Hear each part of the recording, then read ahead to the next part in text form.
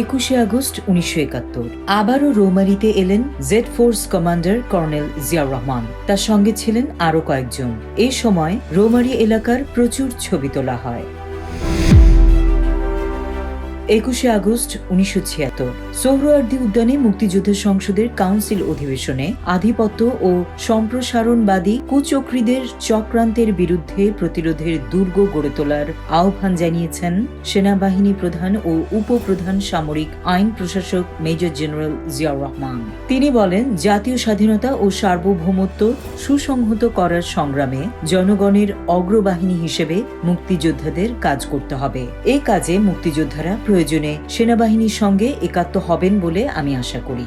জিয়া বলেন, সার্বভৌমত্বকে সংহত করতে হবে, স্বাধীনতা নস্যাৎ করার চক্রান্তকে প্রতিহত করতে হবে।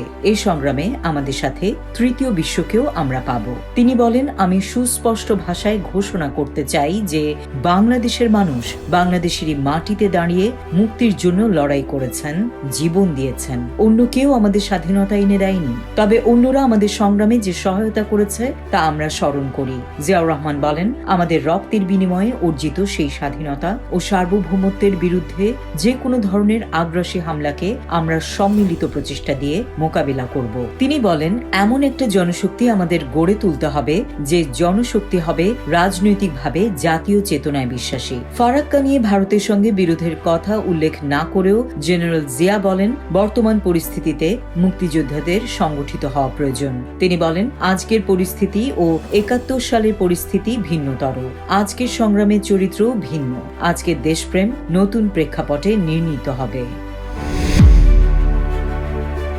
21 আগস্ট 1979 প্রেসিডেন্ট ও বিএনপি চেয়ারম্যান জিয়াউর রহমানের সভাপতিত্বে দলের স্ট্যান্ডিং কমিটির মুলতবি বৈঠক অনুষ্ঠিত হয়। এতে গুরুত্বপূর্ণ কিছু বিষয় আলোচনায় উঠে আসে। স্ট্যান্ডিং কমিটির সকল সদস্য উপস্থিতিতে এ সভা গভীর রাত পর্যন্ত চলে।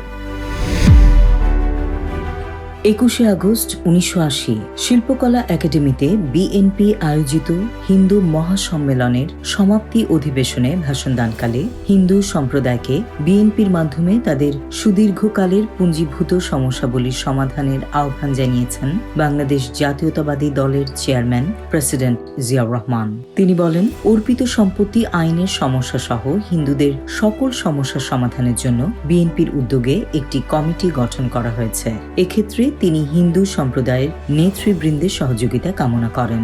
এই সময় দেশের সকলকে বাংলাদেশি জাতীয়তাবাদে উদ্বুদ্ধ হয়ে দেশের স্বাধীনতা ও সার্বভৌমত্ব রক্ষার কাজে আত্মনিয়োগের আহ্বানও জানান প্রেসিডেন্ট। তিনি বলেন, বাংলাদেশের ধর্ম ও সম্প্রদায় নির্বিশেষে সকল নাগরিকের অধিকার সমান। হিন্দু সম্প্রদায়ের মানুষও তাদের ন্যায্য অধিকার পাবেন। ধর্ম নির্বিশেষে সকলের সঙ্গে মিলেমিশে গ্রামাঞ্চলে গিয়ে ঐক্যবদ্ধভাবে দেশের সার্বিক উন্নয়নমূলক কাজে অংশগ্রহণের জন্য হিন্দু সম্প্রদায়ের প্রতি আহ্বান জানান তিনি। 21 আগস্ট 1980 জয়দেবপুরে বাংলাদেশ অর্ডিন্যান্স ফ্যাক্টরি পরিদর্শনকালে এই ফ্যাক্টরির জন্য একটি দীর্ঘমেয়াদী উন্নয়ন পরিকল্পনা তৈরি করতে সংশ্লিষ্ট কর্তৃপক্ষকে নির্দেশ দিয়েছেন প্রেসিডেন্ট জিয়াউর রহমান। প্রেসিডেন্ট ফ্যাক্টরির বিভিন্ন বিভাগ ঘুরে ঘুরে দেখেন এবং অস্ত্র ও গোলাবারুদ তৈরির ক্ষেত্রে কারখানার অগ্রগতি ও সম্ভাবনা দেখে সন্তোষ প্রকাশ করেন। তিনি বলেন, অর্ডিন্যান্স ফ্যাক্টরির যে সম্ভাবনা রয়েছে তা পুরোপুরিভাবে কাজে লাগাতে হবে। এই সময় অর্ডিন্যান্স ফ্যাক্টরির যন্ত্রপাতি ও যন্ত্রাংশের চাহিদা পূরণের উদ্দেশ্যে অন্যান্য শিল্পের উৎপাদন ক্ষমতা কাজে লাগানোর সম্ভাবনা অনুসন্ধানের জন্য কর্তৃপক্ষকে নির্দেশ দেন তিনি।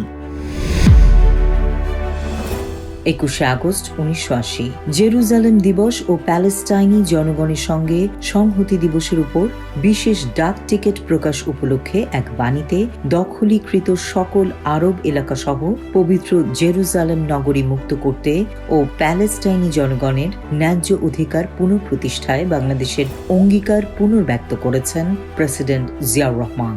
তিনি বলেন, বাংলাদেশ প্যালেস্টাইন সমস্যাকে মধ্যপ্রাচ্য সমস্যার কেন্দ্রবিন্দু বলে মনে করে। মধ্যপ্রাচ্যের ন্যায্য ও স্থায়ী শান্তির জন্য উল্লেখিত লক্ষ্য হাসিল হচ্ছে দুটি অপরিহার্য পূর্বশর্ত।